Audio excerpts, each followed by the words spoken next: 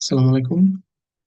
আজকে যে টপিকটা নিয়ে আলোচনা করব সেটা হলো ট্রান্সফরমার, মানে ট্রান্সফরমারের ওয়ার্কিং প্রিন্সিপাল বা ট্রান্সফরমার কিভাবে কাজ করে, যেমন ট্রান্সফরমারের স্ট্যান্ডার্ড আইসি অনুযায়ী বিভিন্ন size, percent of impedance, no load loss, এগুলো নিয়ে একটু আলোচনা করবো আজকে ট্রান্সফরমারের। তাহলে চলেন সামনের দিকে আগাই।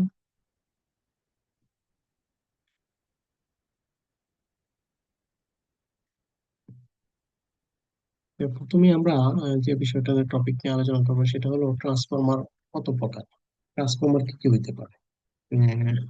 ট্রান্সফরমার কত প্রকার কাউকে যদি জিজ্ঞেস করা হয়, প্রথমে একটা মনে আসবে, আমাদের একটা আইডিয়া আসবে যে ট্রান্সফরমার হলো দুই ধরনের, স্টেপ আপ এবং স্টেপ ডাউন।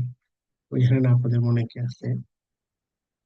আসলে ট্রান্সফরমারের কাজই হলো স্টেপ আপ এবং স্টেপ ডাউন, সেটা প্রত্যেকটা ট্রান্সফরমারের কাজ। Okay, transformer actually conventional industrial practice অনুযায়ী তিন ভাগে ভাগ করা হয়: distribution transformer, power transformer, instrument transformer. Distribution transformer হলো আমাদের বাসা বাড়িতে যে ট্রান্সফরমারের মাধ্যমে আমরা সাপ্লাই পাই, ওই ট্রান্সফরমার গুলোকে ডিস্ট্রিবিউশন ট্রান্সফরমার বলা হয়। আর পাওয়ার ট্রান্সফরমারটা কি? ইনস্ট্রুমেন্ট ট্রান্সফরমার হলো যে সিটিপিটি, অর্থাৎ কারেন্ট ট্রান্সফরমার এবং পটেনশিয়াল ট্রান্সফরমার, ভোল্টেজ ট্রান্সফরমার অথবা ক্যাপাসিটিভ ভোল্টেজ ট্রান্সফরমার অথবা ইন্ডাকটিভ ভোল্টেজ ট্রান্সফরমার, আইবিটি, এগুলো হলো ইনস্ট্রুমেন্ট ট্রান্সফরমার। আরেকটা ট্রান্সফরমার আছে যেটা হলো পাওয়ার ট্রান্সফরমার। এখন কোন ট্রান্সফরমারের কাজ কি এটা আমি পরে লেকচারে বলবো। পাওয়ার ট্রান্সফরমার আবার তিন ভাগে ভাগ করা হয়েছে পাওয়ার ট্রান্সফরমারকে। সেটা হলো টু উইন্ডিং ট্রান্সফরমার। এটা হলো পাওয়ার ট্রান্সফরমার ডিভাইডেড করা হয়েছে উইন্ডিং এর উপর ভিত্তি করে: two winding transformer, three winding transformer এবং অটো বা সিঙ্গেল উইন্ডিং ট্রান্সফরমার। এই ট্রান্সফরমারটাকে অটো ট্রান্সফরমারও বলা হয়, আবার সিঙ্গেল উইন্ডিং ও ট্রান্সফরমার বলা হয়, অর্থাৎ একটাই উইন্ডিং ইউজ হয় ক্ষেত্রে অটো ট্রান্সফরমার। তার মানে আমরা কি জানলাম এই স্লাইড থেকে আমরা প্রথমে যেটা শিখতে পারলাম যে ট্রান্সফরমার বেসিক্যালি তিন ভাগে, ট্রান্সফরমার মূলত তিন ধরনের: distribution transformer, power transformer, instrument transformer. Distribution transformer হলো আমাদের বাসা বাড়িতে যে 33/11 কেবি, 11/4 কেবি যে ট্রান্সফরমার, ওই ট্রান্সফরমার গুলোকে ডিস্ট্রিবিউশন ট্রান্সফরমার বলা হয়। আর পাওয়ার ট্রান্সফরমার গুলো আসলে অনেক হাই রেটিং এর, যে ট্রান্সফরমার গুলো হাই রেটিং এর, যেমন এমবিএ, বড় 500 এমবিএ, 50 এমবিএ, 200 এমবিএ, 300 এমবিএ, এরকম এমবিএ বড় বড় রেটিং এর যে ট্রান্সফরমার গুলো, অথবা গ্রিড ট্রান্সফরমার, যে বিভিন্ন গ্রিডে যে ট্রান্সফরমার গুলো ইউজ হয় সেগুলোকে গ্রিড ট্রান্সফরমার বলে। আর ইনস্ট্রুমেন্ট ট্রান্সফরমার তো আমি বললাম, সিটিপিটি, সিবিটি, আইবিটি। এখন এই পাওয়ার ট্রান্সফরমার গুলো আবার তিন ভাগে বিভক্ত উইন্ডিং এর উপরে। আহ, তিন ভাগে ভাগ করা হয়েছে: two winding transformer, three winding transformer, auto winding transformer. এখন টু উইন্ডিং মানে কি? দুইটা উইন্ডিং। দুইটা উইন্ডিং হলে একটা প্রাইমারি আর একটা সেকেন্ডারি, অথবা আমরা বলতে পারি একটা লো ভোল্টেজ আর একটা হাই ভোল্টেজ।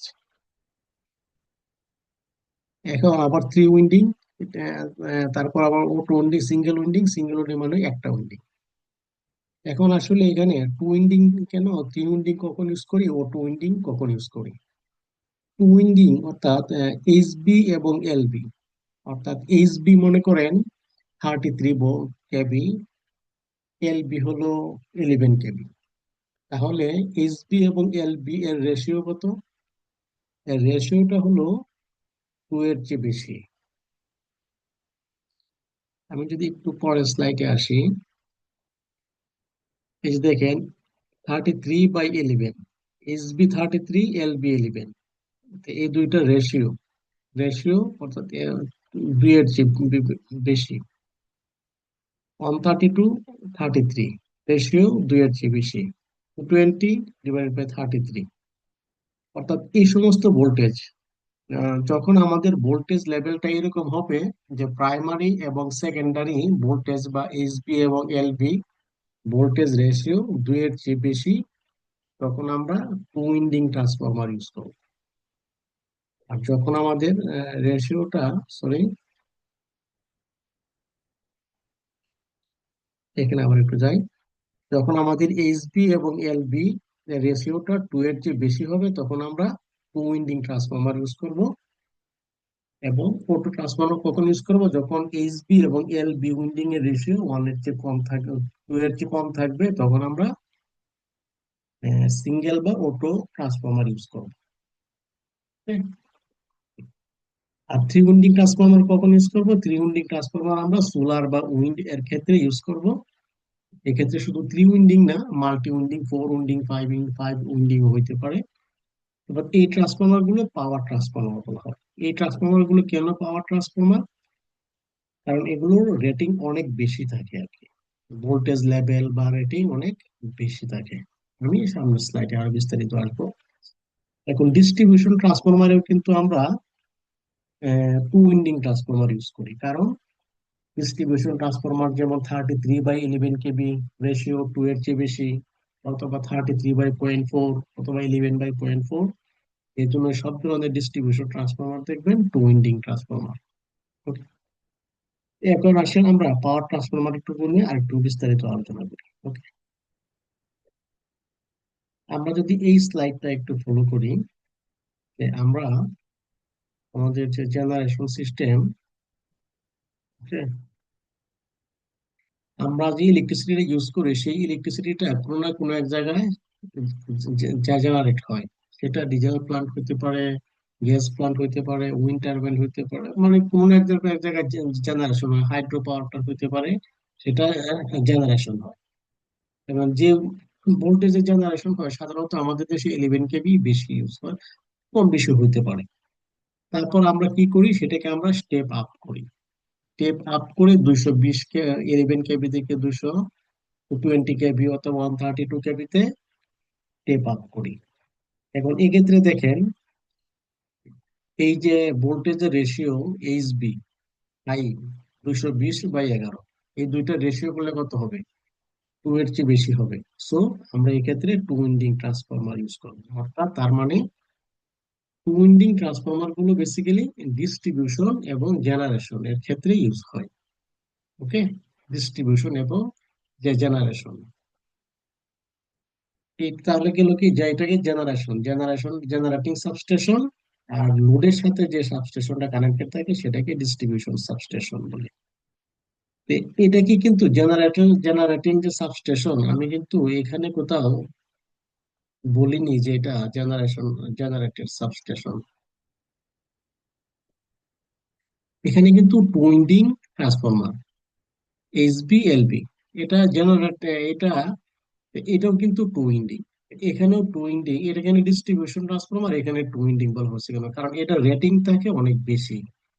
যেমন এর আগের লেকচারে আমি একটা লেকচারে আমি সাবস্টেশনের একটা লেকচারে বলছিলাম যে ডিস্ট্রিবিউশন সাবস্টেশনের যে ট্রান্সফরমার গুলো থাকে এগুলো রেটিং গুলো হয় কেবিএ তে, 500 কেবিএ, 630 কেবিএ, 1000 কেবিএ, বা 1500 কেবিএ, 1600 কেবিএ, 1000 কেবিএ, বা 2500 কেবিএ, মানে 2500 কেবিএ রেটিং এ।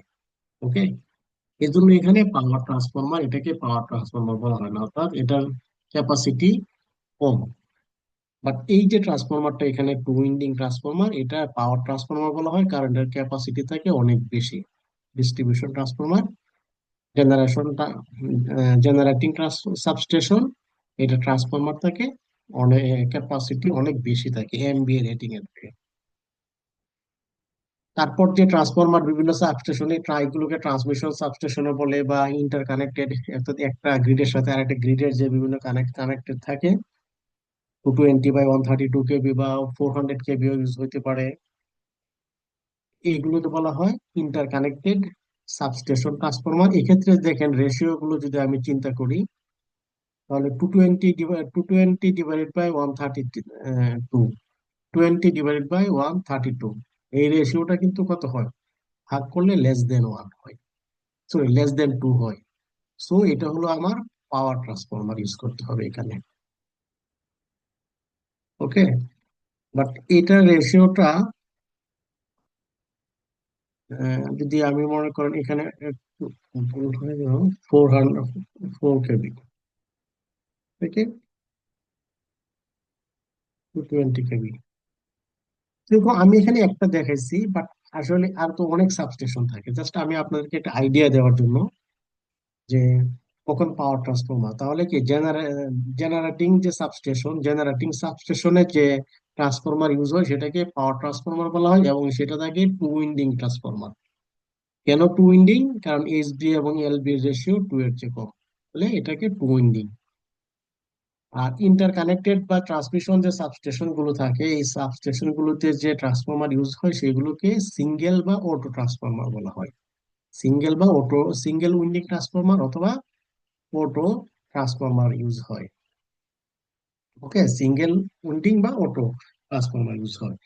তারপর ডিস্ট্রিবিউশন সাইডে যে ট্রান্সফরমার থাকে, সেই ডিস্ট্রিবিউশন ট্রান্সফরমার গুলো আবার টু উইন্ডিং হয়।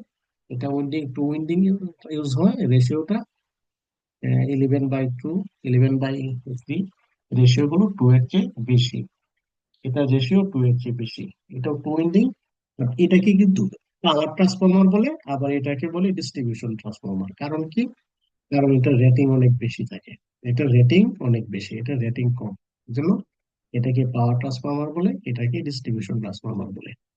আর এটা পাওয়ার ট্রান্সফরমার, বাট এটা হলো কি, এটা হলো টু উইন্ডিং, এটা হলো সিঙ্গেল উইন্ডিং বা অটো ট্রান্সফরমার ইউজ হয়। এটা কিছু স্পেশালিটি আছে। আহ, এই এই আমাদের যে কোর্স মডিউল, এই মডিউলে আমরা এত বিস্তারিত আলোচনা করবো না। আমরা এইচবি সাবস্টেশনের একটা পার্ট হিসেবে আরো বিস্তারিত আলোচনা করবো ইনশাল্লাহ। এখানে আমি একটা রেশিও নিয়ে অ্যানালাইসিস করছি, যেমন 33 এইচবি, যদি 33 এলবি 11 কেবি হলে রেশিওটা কত হয়? 3, টু এর চেয়ে বেশি। 132/33, টু এর চেয়ে বেশি। তার মানে আমাদের যদি ভোল্টেজ লেভেল 132/33 থাকে, 33 কেবি থাকে, তাহলে আমরা টু উইন্ডিং ট্রান্সফরমার ইউজ করবো। একই রকম ভাবে 220 থেকে যদি 33 কেবিতে স্টেপ ডাউন করি, সেক্ষেত্রে আমরা টু উইন্ডিং ট্রান্সফরমার ইউজ করবো। আর যদি এরকম হয় যে 220 থেকে আমি 132 তে ট্রান্সফরমার করতে স্টেপ ডাউন করতেছি, অথবা 132, অথবা 132 থেকে 220 তে স্টেপ আপ করতেছি, এক্ষেত্রে কি হয়, রেশিওটা টু এর চেয়ে কম, টু এর চেয়ে কম, সেক্ষেত্রে আমরা পাওয়ার ট্রান্সফরমার বা অটো ট্রান্সফরমার ইউজ করবো। ওকে, ওকে। বাট এই ট্রান্সফরমার গুলো আবার যে 132/33, 220/33, এগুলো যদি আবার জেনারেটর সাবস্টেশন ইউজ হয়, তখন সেগুলোকে আমার পাওয়ার ট্রান্সফরমার বলা হবে, কারণ তখন রেটিং গুলোকে বিএ রেটিং থেকে এমবিএ রেটিং এ চলে যাবে। এখন এগুলোতে এমবিএ রেটিং এ মানে অনেক বেশি এমবিএ রেটিং হবে, এবং এগুলোকে আবার পাওয়ার ট্রান্সফরমার বলা হবে। 400/220, বাট 400 থেকে 132 কেবি আমি কখনো পাইনি। বাট যদি কখনো কোথাও থাকে, সেক্ষেত্রে উইন্ডিং ট্রান্সফরমার অর্থাৎ জেনারেটিং ট্রান্সফরমার, তারপর আবার একটা হয়তো, আমি কখনো পাইনি এরকম ট্রান্সফরমার। ওকে, সো তাহলে আমরা 220, 132 বা 400 বা 220-র ক্ষেত্রে পাওয়ার ট্রান্সফরমার ইউজ করব, বা যে পাওয়ার ট্রান্সফরমার ইউজ করব সেটাকে বলা হয় অটো ট্রান্সফরমার বা সিঙ্গেল উইন্ডিং ট্রান্সফরমার।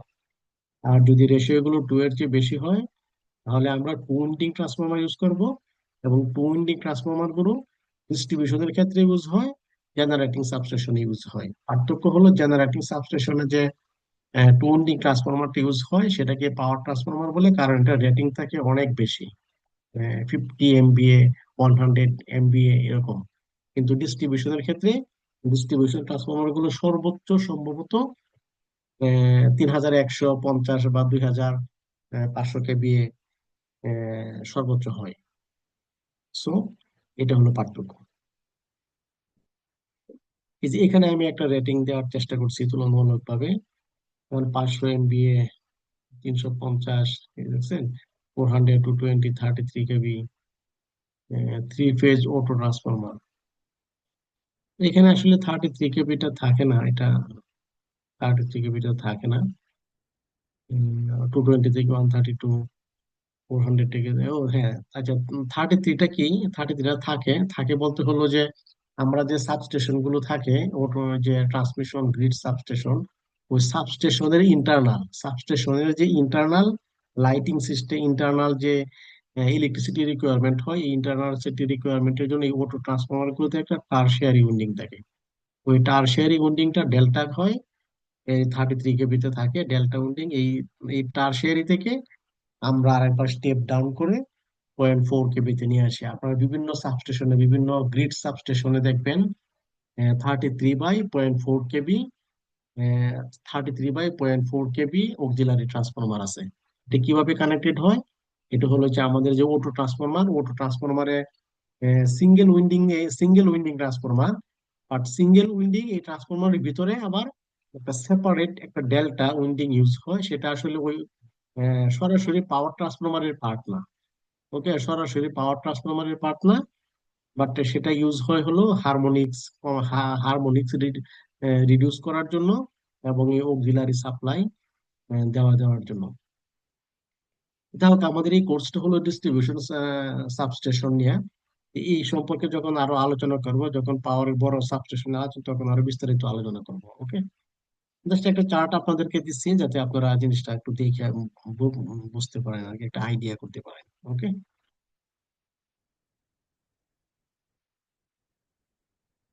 আচ্ছা।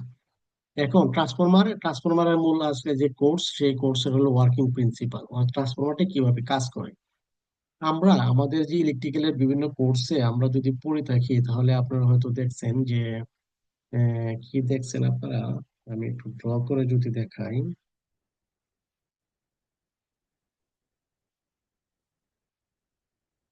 তাহলে আমরা হয়তো এরকম একটা কোড দেখছি।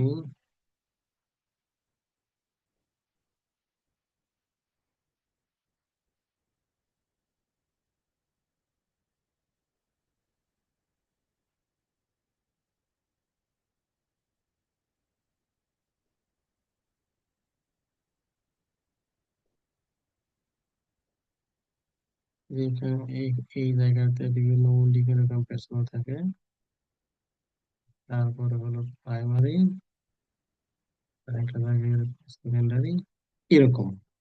এবং এখানে হলো এটাকে বলা হয় এইচবি,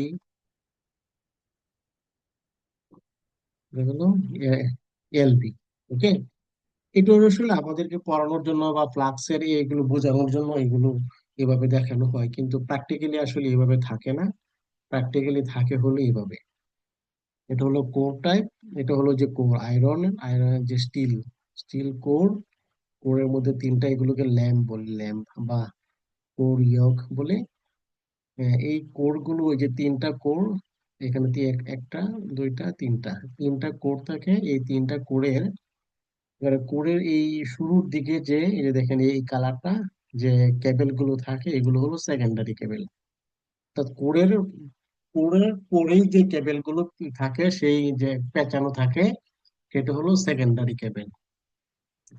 তার উপরে থাকে ইনসুলেশন, ওই যে দেখেন মাঝখানে একটু হলুদ কালারের, এটা হলো ইনসুলেশন। তারপরে থাকে এইচবি বা প্রাইমারি উইন্ডিং কেবল। আর এখানে আরেকটা জিনিস একটু বলে রাখি যে secondary winding, low voltage secondary winding এর যে কেবল গুলো থাকে, যে উইন্ডিং গুলো থাকে, এগুলো একটু মোটা মোটা থাকে। আর প্রাইমারিতে যেগুলো থাকে এগুলো একটু চিকন থাকে। এটার কারণ হলো সেকেন্ডারিতে কারেন্টের পরিমাণ বেশি, ভোল্টেজের পরিমাণ কম। ভোল্টেজ হলো কত, 400 ভোল্ট। সো কারেন্টের পরিমাণটা অনেক বেড়ে যায়। সেটা আমরা ওই সাবস্টেশনের ক্যালকুলেশনের সময় আমরা দেখছি কিছু, তাই না? কারেন্ট অনেক বেশি থাকে, সেজন্য এই কেবলটা অনেক একটু মোটা হয়। আর সেকেন্ডারিতে কেবল গুলো একটু চিকন হয়, কারণ কারেন্টের পরিমাণ কম। ওকে, সো আশা করি আপনারা বুঝতে পারছেন যে আমাদের ট্রান্সফরমারের ভিতরে যে তিনটা ফেজ থাকে, ফেজ গুলো আসলে কিভাবে থাকে। এরকম কোর থাকে, এই কোর, হ্যাঁ হ্যাঁ, এই কোর গুলো থাকে স্টিলের। এই কোর গুলোর যে ল্যাম্প থাকে, এই ল্যাম্পের উপরে প্রথমে একটা ইনসুলেশন থাকে, ওই যে ভিতরে ছোট একটা ইনসুলেশন আছে। তারপরে কোর এই ল্যাম্পের উপরে এগুলো পেঁচানো হয়। এই সেকেন্ডারি উইন্ডিং পেঁচানো হয়। সেকেন্ডারি উইন্ডিং পেঁচানোর পরে আবার একটা ইনসুলেটিং মেটেরিয়ালস দেওয়া হয়। তারপর আবার প্রাইমারি উইন্ডিং পেঁচানো হয়, পেঁচানো হয়ে তারপর আবার ইনসুলেশন থাকে। ইনসুলেশন এইভাবে মূলত উইন্ডিং গুলো ডিজাইন করা হয়, কনস্ট্রাকশন করা হয়। তারপর যখন আমরা প্রাইমারিতে ইলেকট্রিসিটি সাপ্লাই দেই, তখন যে ফ্লাক্সের ক্রিয়া প্রতিক্রিয়ার কারণে এটাতে ইলেকট্রিসিটি ফ্লো করে। আমরা যদি একটু ফ্লাক্সের এটা দেখি, এই যে আপনারা যদি বাহির থেকে দেখেন তাহলে হয়তো এইভাবে দেখবেন। এটা হলো থ্রি ফেজ, এটা হলো সিঙ্গেল ফেজ। এই যে উপরে যে যে দেখতেছেন, এটা একটা ইনসুলেশন। এর ভিতরে এর ইনসুলেশনটার একেবারেই পরের যে স্তরটা সেটা হলো কি প্রাইমারি। ওকে, প্রাইমারি বা এইচভি। এরপরে আবার ইনসুলেশন, তারপরে কি, তারপরে হলো এলবি, তারপরে আবার ইনসুলেশন, তারপর হলো কোর। বাট এর হলো থ্রি ফেজ। বাট যদি সিঙ্গেল ফেজ হয় তাহলে ওই যে প্রাইমারি আর সেকেন্ডারি আলাদা আলাদা থাকে। অর্থাৎ আমরা আমাদের বই পুস্তকে যে পড়ছিলাম, আমি যেটা ড্র করে দেখাইছি একটু আগে, যে এক পাশে প্রাইমারি আর এক পাশে সেকেন্ডারি, সেটা হলো সিঙ্গেল ফেজের ক্ষেত্রে। বা থ্রি ফেজের ক্ষেত্রে এরকম হয়, একটার উপরে আরেকটা থাকে। প্রথমে থাকে এলবি, লো ভোল্টেজ, তার উপরে থাকে ইনসুলেশন, তার উপরে প্রাইমারি। আর একটু সুন্দর করে যদি দেখাই, ওই যে ফ্লাক্সের থ্রি ফেজ ট্রান্সফরমার কনস্ট্রাকশন, এখানে হলো 5 লেগ। 5 লেগ সাধারণত ইউজ হয় না, অর্থাৎ এখানে যে আমি যে ওই যে ল্যাম্প বা লেগ, এগুলোকে লেগ বলে। এই যে এটা দেখতেছেন, এটা অর্থাৎ যে ল্যাম্প গুলোর উপরে প্রাইমারি বা সেকেন্ডারি কেবল গুলো পচানো পেঁচানো থাকে, সেগুলোকে আবার ল্যাগও বলে। এক এক রকম এক এক জায়গায় এক এক ইয়ে বলে। এগুলো ইন্টারনেট থেকে নেওয়া ছবি। ইন্টারনেট থেকে না, মানে বিভিন্ন যে ট্রান্সফরমার ম্যানুফ্যাকচারিং কোম্পানি আছে ওদের ওয়েবসাইট থেকে। সাধারণত 5 লেগের ট্রান্সফরমার খুবই কম ইউজ হয়, একেবারে ইউজ হয় না তা না, এটা আবার শেল টাইপ। এগুলো কোর টাইপ, এই কোর টাইপের এগুলোই বেশি ইউজ হয়। তাহলে ফ্লাক্স কিভাবে হয়? এই যে এখানে যে কয়েল এ, এখানে দেখা যাচ্ছে এর একটা, বাট এখানে আসলে একটা না, এখানে হলো দুইটা। এটা হলো আমাদের কোর, এটা হলো আমাদের কি স্টিলের কোর, এটা হলো আমাদের স্টিলের, ওকে, স্টিলের কোর। এই স্টিলের কোরের সাথেই থাকে কি একটা ইনসুলেশন, ইনসুলেশনের পরেই থাকে এলবি, লো ভোল্টেজ সাইড, তারপরে আবার ইনসুলেশন, তারপর আবার, অর্থাৎ আমি যদি আরেকটু সুন্দর করে দেখাতে চাই, ড্র করি আপনাদেরকে, তাহলে জিনিসটা হলো এরকম।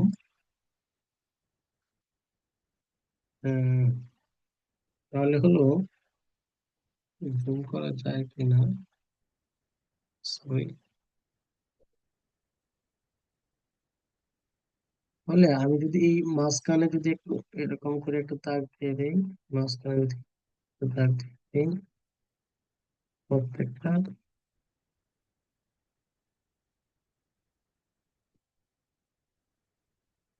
তাহলে এই যে কয়েলটা আপনি দেখতেছেন, এখানে আসলে দুইটা কয়েল। এই দুইটা কয়েলের এইটুকু হলো কি লো ভোল্টেজ বা সেকেন্ডারি কয়েল, এটুকু হলো লো ভোল্টেজ বা সেকেন্ডারি কয়েল। ওকে, এই অংশটুকু লো ভোল্টেজ বা সেকেন্ডারি কয়েল। ওকে, এই ভিতরের যে কয়েল গুলো থাকে সেটা হলো লো ভোল্টেজ বা সেকেন্ডারি কয়েল। আর তার উপরের যে কয়েল গুলো এটা হলো এই এই এই যে দাগটা আমি দিলাম, এটাকে আপনি ধরতে পারেন একটা ইনসুলেশন, এটাকে ইনসুলেশন ধরতে পারেন। তারপর থাকে কি সেকেন্ডারি। ওকে, একটু এলোমেলো হয়ে যাচ্ছে এই দাগটাকে আপনি ইনসুলেটিং পেপার মেটেরিয়াল করে, তাহলে এটা হলো কি, এটা হলো প্রাইমারি। ওকে, এটা হলো প্রাইমারি, এটা হলো প্রাইমারি, এটা হলো প্রাইমারি। যে প্রাইমারিতে যখন ইলেকট্রিসিটি ফ্লো করে, তখন এই যে কোর গুলো থাকে, কোরের ভিতর দিয়ে ফ্লাক্স ফ্লো করে। আর এই ফ্লাক্সের যে একটা ক্রিয়া প্রতিক্রিয়ার কারণে এই প্রাইমারিতে, সরি সেকেন্ডারিতে কারেন্ট ইলেকট্রিসিটি হয়। প্রাইমারি আর সেকেন্ডারির মধ্যে একটু মাঝামাঝি হয়ে যাচ্ছে, তাও সেটা হলো এই যে ভিতরের যে অংশটা থাকে, ভিতরের যে অংশটা, এটা হলো কি এস সেকেন্ডারি। ওকে, আর এই যে বাহিরের যে অংশটা, বাহিরের যে কয়েল গুলো, এটাকে বলে প্রাইমারি। ওকে, সব জায়গায় একই রকম। এই যে বাহিরেরটা হলো প্রাইমারি,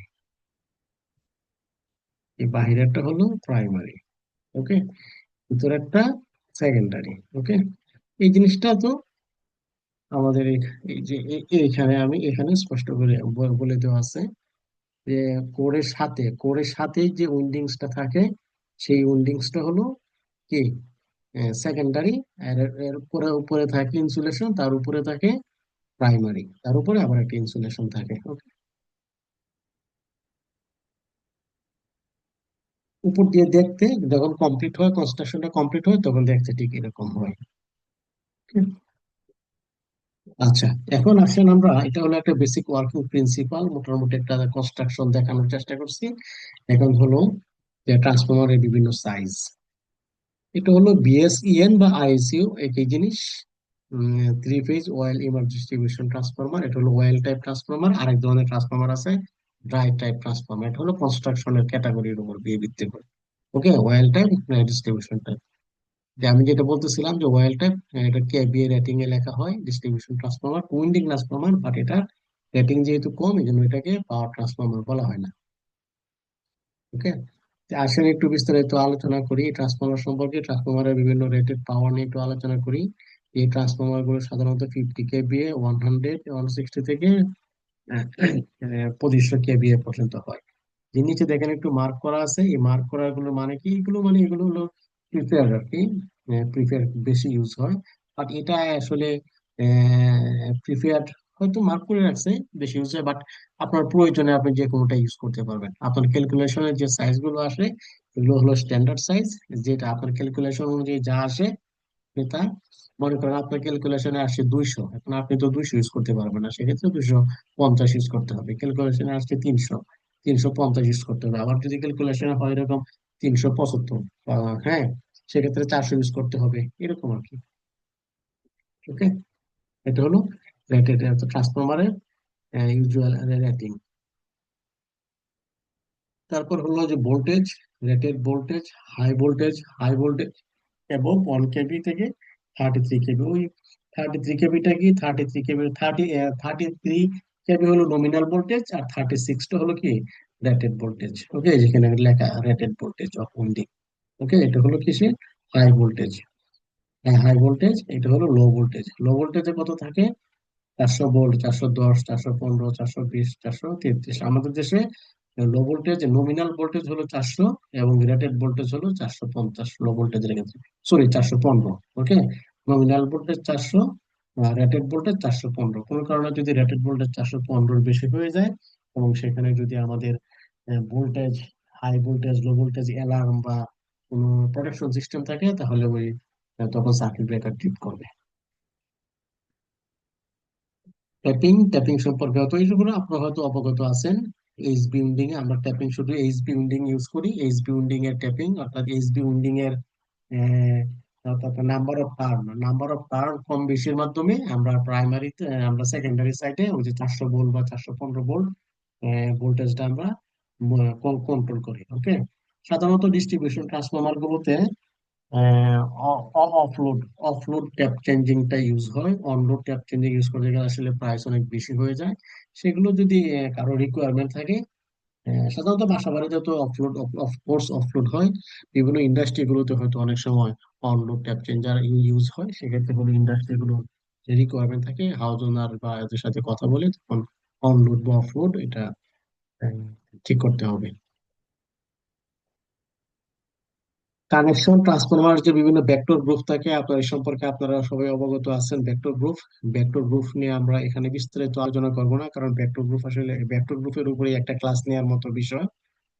সাধারণত আমরা শুধু এই যে ডিস্ট্রিবিউশন ট্রান্সফরমারের ক্ষেত্রে যে বিভিন্ন ভেক্টর গ্রুপ আছে ইউজ হয়, সাধারণত DYN11 এটাই বেশি ইউজ হয়।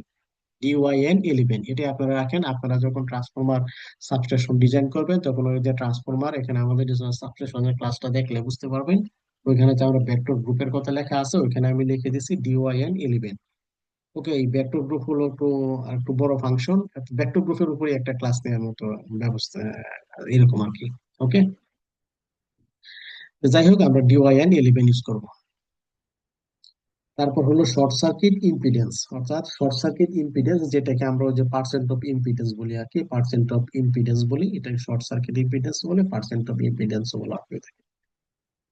এটা পার্সেন্ট অফ ইম্পিডেন্স, এই যে এখানে 4% বা 6%, সেটা হলো যে এখানে আবার একটা লোড লস, অর্থাৎ ভোল্টেজের হাই, এইচবি ভোল্টেজের রেটিং যদি 24 কেবি এর কম হয় সেক্ষেত্রে পার্সেন্ট অফ ইম্পিডেন্স 4% হয়, কত পর্যন্ত, 630 কেবি। যে পাওয়ার রেটেড, রেটেড পাওয়ারটা কিন্তু কেবিএ তে। ওকে, 630 কেবি পর্যন্ত 4% এর আমরা যখন ট্রান্সফরমার ডিজাইন করব অথবা যখন কোনো ট্রান্সফরমার আমরা যদি কনসালটেন্সির কাজ করি তখন তো আমাদের সাপ্লায়ারের কাছ থেকে ট্রান্সফরমার বুঝে নিতে হবে। সেক্ষেত্রে আমাদের ট্রান্সফরমারের সাইজ যদি হয় 400 কেবিএ বা 500 কেবিএ, আবার সাপ্লায়ার যদি বলে ইম্পিডেন্স 6%, তখন আমরা সেটা অ্যাকসেপ্ট করব না। কেন অ্যাকসেপ্ট করব না, কারণ সেটা আইএসসি যে রুল, ইন্টারন্যাশনাল রুল, এই আইএসসি রুল সেটা ফলো হচ্ছে না। ওকে, আইএসসি রুল অনুযায়ী 630 বা 500, 630 কেবিএ ট্রান্সফরমারের ক্ষেত্রে ইম্পিডেন্স 4% হইতে হবে। 630 এর জন্য আবার 6% অ্যাকসেপ্টেড কখনো কখনো। এটা নির্ভর করবে ক্লায়েন্ট এবং সাপ্লায়ারের উপরে, কারণ এটা প্রাইসের যে লোড লোড লসের অনেক একটা ব্যাপার স্যাপার আছে আর কি এখানে। আচ্ছা, লোড লসটা কি? লোড লস হলো আমাদের যখন ট্রান্সফরমারটা মনে করেন যখন আমাদের সেকেন্ডারি সাইডে বাসা বাড়িতে যখন লাইট লাইট ফ্যান এগুলো জ্বলতে থাকবে, অর্থাৎ লোড সেকেন্ডারিতে ইলেকট্রিসিটি ফ্লো করবে, তখন যে লস হয় সেই লসটা হলো লোড লস বলে। এই লোড লস কিন্তু আবার দুই ধরনের, দুইটা। No load loss plus load loss, মানে লোড লস হচ্ছে মানে কি, নো লোড লসও এর ভিতরে আছে। ওকে, লোড লস হচ্ছে মানে হলো কি, নো লোড লসটাও এর ভিতরে আছে। এখানে জাস্ট একটু বড় করে দেখাচ্ছি, একই জিনিস। লোড লস একই জিনিস। নো লোড লসটা কি, এটা আমি একটু ক্লিয়ার করে বোঝাই, তাহলে হয়তো আপনারা লোড লসটা বুঝতে পারবেন।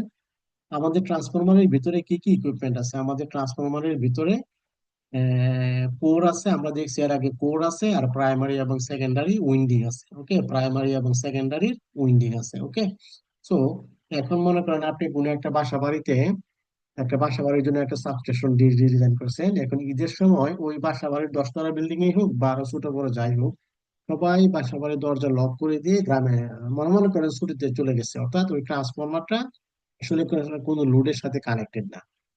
হ্যাঁ, কোনো লোড নাই, সব লোড সুইচ অফ।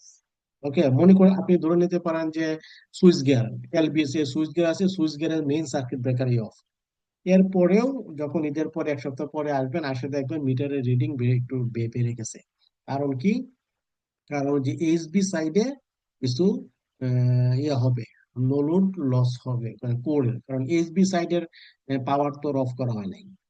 এসবি সাইডের পাওয়ার যদি অফ করে দেওয়া হয়, অর্থাৎ ট্রান্সফরমারে কোনো কানেকশনই আসবে না, কোনো পাওয়ার আসবে না, সেক্ষেত্রে কোনো লস হবে না। বাট যদি এসবি সাইডের সার্কিট ব্রেকার যদি ক্লোজ থাকে, সেক্ষেত্রে তো আপনি লোড না থাকলেও হয়তো কোনো লোড কি করতেছেন না, সেক্ষেত্রে হয়তো ট্রান্সফরমারের কিন্তু ফাংশন কিছুটা চলবে, কারণ কিছু লস, যে core loss, eddy current loss, stray loss, এগুলো কিন্তু থাকবে বিশেষ করে এই এসবি সাইডে। ওকে, এলবি সাইডে হয়তো একেবারেই যদি কোনো ইউজ না হয়, তাহলে হয়তো কারেন্ট ফ্লো করবে না, সেক্ষেত্রে হয়তো আই স্কোয়ার আর যেটা কপার লসটা হবে না।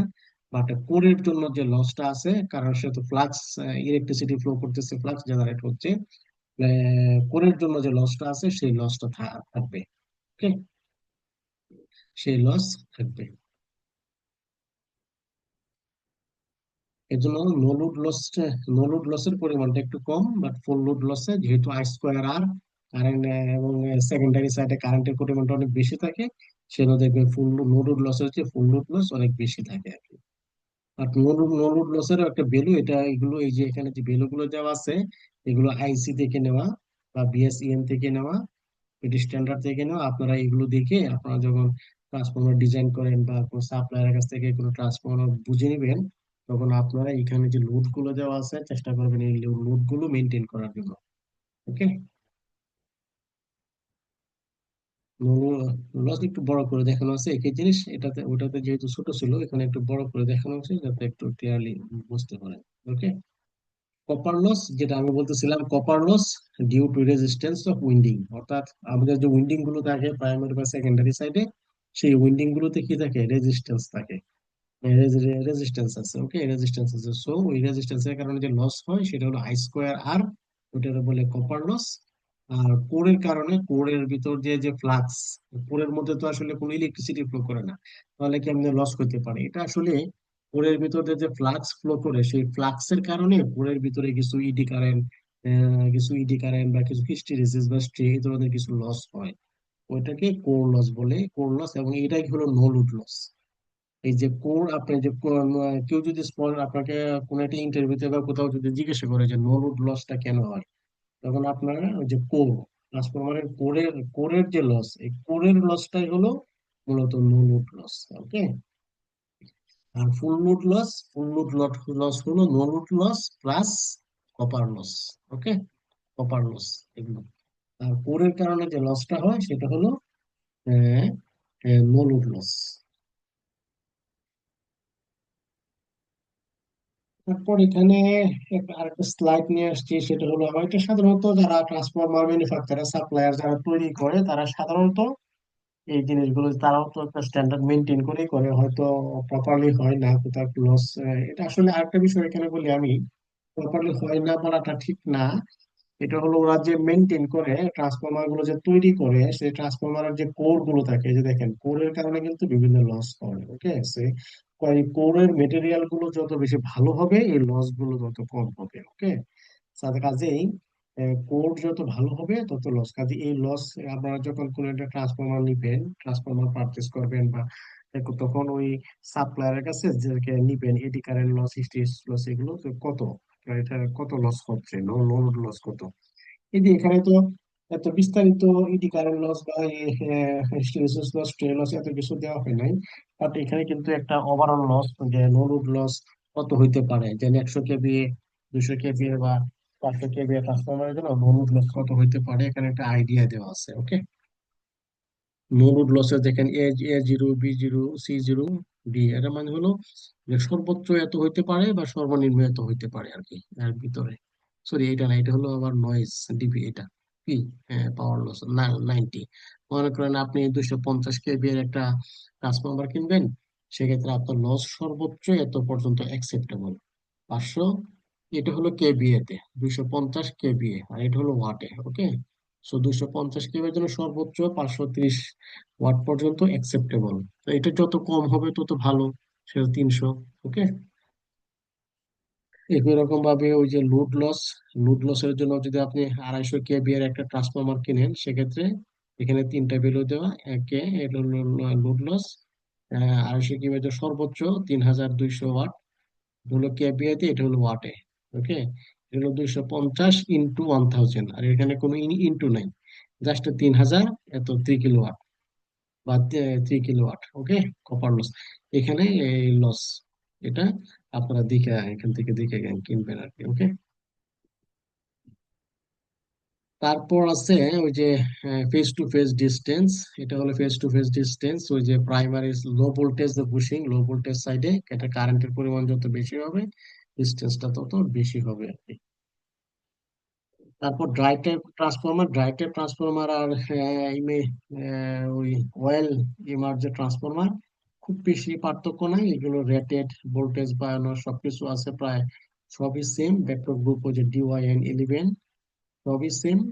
শুধুমাত্র পার্থক্য হলো লস, শুধুমাত্র পার্থক্য হলো লস। ওই যে এখানে দেখেন load loss, no load loss, এখানে আবার একসাথে দিয়ে দিয়েছে সব, এই যে PK, A, B, এগুলো হলো লোড লস, এগুলো হলো নো লোড লস। ওকে, নো লোড লস, এই যে 0 0, এগুলো হলো নো লোড লস।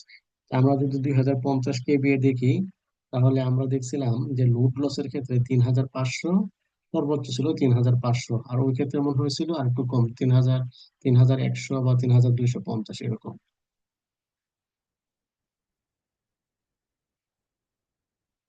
250, এটা সরি, লোড লস, সেটা হলো লোড লস 250, 3250 সর্বোচ্চ, আর সর্বনিম্ন 2350।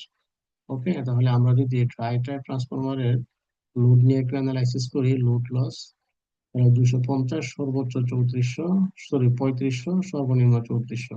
তাহলে ড্রাই টাইপ ট্রান্সফরমারে লস একটু বেশি হচ্ছে। ওকে, এই জন্য ড্রাই টাইপ ট্রান্সফরমার আসলে খুব বেশি ইউজ হয় না। বাট ড্রাই টাইপ ট্রান্সফরমারের আরেকটা বৈশিষ্ট্য, একটা ফিচার ভালো হলো, এখানে যেহেতু কোনো অয়েল থাকে না, সো এটা ফায়ার বা হ্যাজার্ডাস, ফায়ার ফায়ার এরিয়াতে মানে আগুন আগুন লাগার সম্ভাবনা যেখানে বেশি, সেখানে সাধারণত ড্রাই টাইপ ট্রান্সফরমার ইউজ হয়।